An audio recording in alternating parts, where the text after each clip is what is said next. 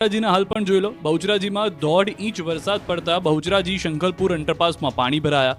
એવો વરસાદ પડ્યો કે અંડરપાસ સ્વિમિંગ પુલ બની ગયો, જેથી વાહન ચાલકો અટવાયા. રિક્ષા અને બાઇક પાણીમાં ફસાઈ લોકોને પાણીની વચ્ચેથી પસાર થવું પડ્યું. પાણીમાં ફસાયેલા વાહનોના આ દ્રશ્યો છે પાટણના, જ્યાં રેલવે નાળામાં પાણી ભરાતા વાહનો બંધ પડી ગયા.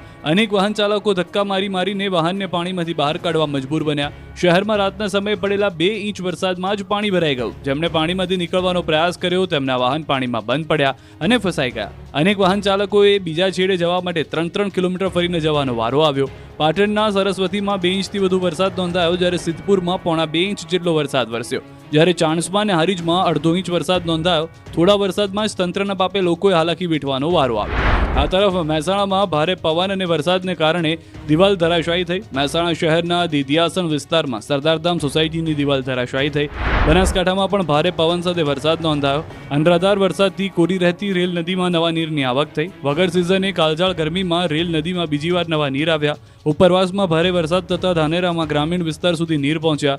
આલવાડા, રૂણી, રાજોડા સુધી રેલ નદીના પાણી બીજી વાર પહોંચતા ખેડૂતોમાં ખુશી છવાઈ છે.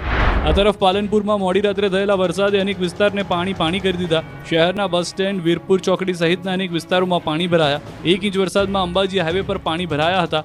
સામાન્ય વરસાદમાં જ અંબાજી હાઈવે પર પાણી ભરાવાની વર્ષો જૂની સમસ્યાનો હલ ન આવતા વાહન ચાલકોમાં રોષ જોવા મળ્યો.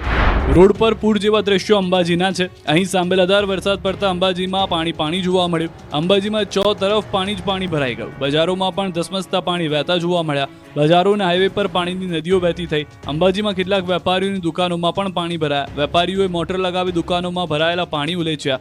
અનેક સોસાયટીઓમાં પાણી ઘૂસી ગયા. બનાસકાંઠામાં મહેરથી કહેર મચી ગયો. અમીરગઢ, ઇકબાલગઢમાં પણ અનેક વૃક્ષ થયા ધરાશાયી. નેશનલ હાઈવે પર મોટાભાગના વૃક્ષો ધરાશાયી થયા. મિની વાવાઝોડાને કારણે ખેડૂતોનો ઊભો પાક ઢળી ગયો. બાજરી જેવા પાકોને વરસાદના કારણે નુકસાન પહોંચ્યું, તો બાજરીનો કાપણી કરેલો પાક વરસાદમાં પલળી ગયો. અરવલ્લીના માલપુરમાં પણ તારાજી સર્જાઈ. ભારે પવન સાથે વરસાદ ખાબકતા માલપુરમાં અનેક સ્થળે વૃક્ષો પડ્યા, પતરા ઉડ્યા. ભિલોડાના સુનોક, વાશેરા પંથકમાં ખેતરોમાં પાક આડો પડ્યો.